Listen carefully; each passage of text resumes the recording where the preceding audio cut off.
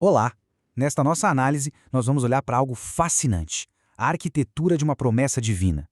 A gente vai ver diretamente nos capítulos 15 e 16 de Josué como a palavra de Deus se materializa. Ela vira pedra, vira rio, vira fronteira. É o momento em que a fé se transforma, literalmente, em território. O meticuloso projeto que cumpre um pacto antigo. O nosso roteiro de hoje vai ser bem direto, acompanhando o próprio texto. Primeiro, a gente vai entender o princípio por trás da partilha da herança. Depois, vamos mergulhar nos detalhes da sorte da tribo de Judá. Em seguida, a herança que coube aos filhos de José, com foco especial em Efraim. E por fim, vamos abordar um ponto crucial, a tarefa que ficou inacabada. Vamos lá, então. É preciso entender que a oeste do Jordão, nada, absolutamente nada, foi feito ao acaso. O que estamos observando aqui é um momento de uma solenidade imensa. É um processo sagrado, um ato de obediência a uma ordem que veio diretamente de Deus, executada sob a liderança de Josué e do sacerdote Eleazar. E aqui está o princípio que governa toda essa distribuição, o sorteio. Agora, é muito importante entender que não se trata de um jogo de azar, de acaso, de forma alguma. O sorteio, neste contexto, é um ato de submissão à vontade divina. A crença era que a mão de Deus guiava cada resultado, garantindo assim que a divisão fosse justa e, claro, removendo a disputa humana da equação. Bom, a primeira porção que o texto detalha é a da tribo de Judá, conhecida como a porção do leão. E não é à toa que o registro bíblico dedica um espaço considerável para descrever esse território, viu? Era uma área extensa, estratégica, e isso já sinaliza a proeminência que essa tribo teria na história de Israel dali em diante. A descrição começa com uma precisão que é quase cartográfica. Tente visualizar a cena. O ponto de partida é a extremidade sul do Mar Salgado. Exatamente ali, onde a água salgada encontra a aridez do deserto de Zin. Desde o início, o texto já estabelece um tom de registro oficial de algo definitivo. E o que é fascinante é a sequência de marcos geográficos que o texto vai nos dando. A subida de Acrabim, Cades Barneia, Hezron, Adar, Carca, Asmo. Cada um desses nomes ancora a fronteira num lugar físico, real. Tira a ideia do abstrato e a transforma em algo concreto, tangível. E essa linha termina no Ribeiro do Egito, uma conhecida barreira natural. Já a fronteira oriental, por outro lado, é bem mais simples, mas grandiosa. Era simplesmente um mar salgado, em toda a sua extensão até o ponto exato onde o rio Jordão deságua. Uma fronteira natural, imponente e que não deixava nenhuma margem para dúvida. Agora, a fronteira norte. Essa já é mais complexa. Ela também começa ali na Foz do Jordão e vai subindo por Bet-Hogla e Bet-Arabá. Mas aí o texto nos dá um detalhe que chama atenção, um marco muito específico, a Pedra de Boan. E olha que interessante, o texto faz questão de dizer a Pedra de Boan, filho de Ruben.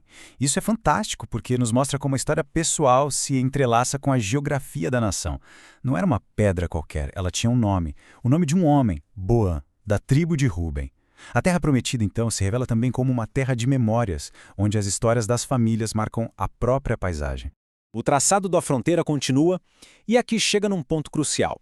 A linha passa pelo Vale de Ben Hinnom e contorna a encosta sul da cidade que, na época, pertencia aos Jebuseus, a cidade que um dia viria a ser Jerusalém.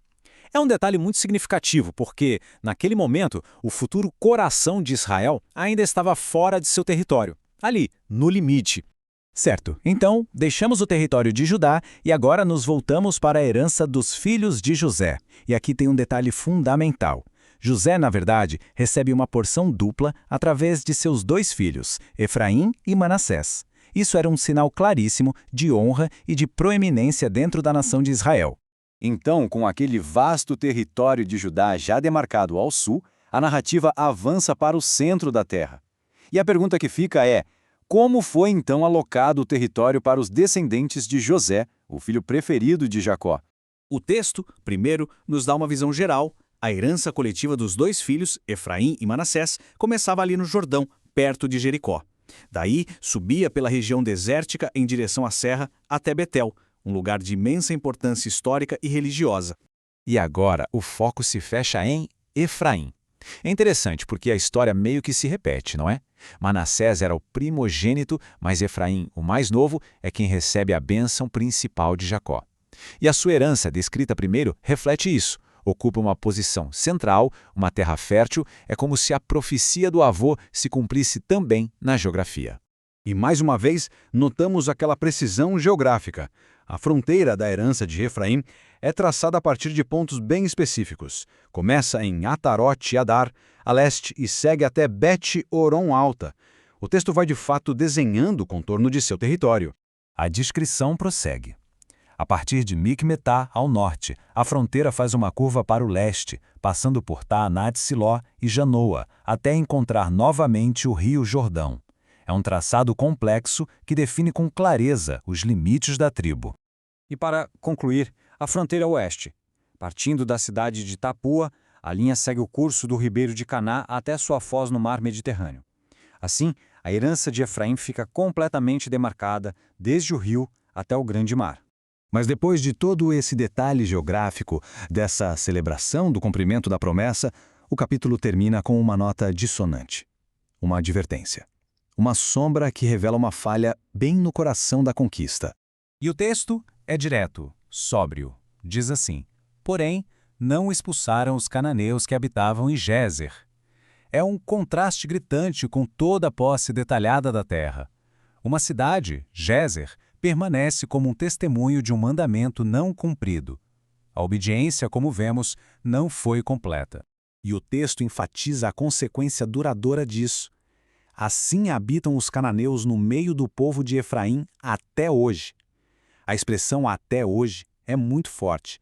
Ela indica que não foi uma situação temporária, mas um eco da desobediência que se tornou um problema persistente para gerações futuras. E aqui está a solução de meio termo que foi encontrada.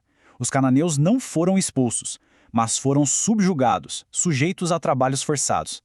Essa solução de compromisso, embora talvez pragmaticamente vantajosa, representa uma posse incompleta da herança e deixa uma séria questão teológica em aberto sobre os perigos da obediência parcial. Esta é uma produção da Primeira Igreja Batista de Guarulhos. Agradecemos por nos acompanhar nesta análise. Se este estudo o edificou, inscreva-se em nosso canal, deixe sua curtida e, mais importante, participe da conversa nos comentários com suas reflexões. Como essa tensão entre a promessa divina e a obediência humana, que por vezes é incompleta, ressoa em nós hoje. Que a paz do Senhor seja com todos.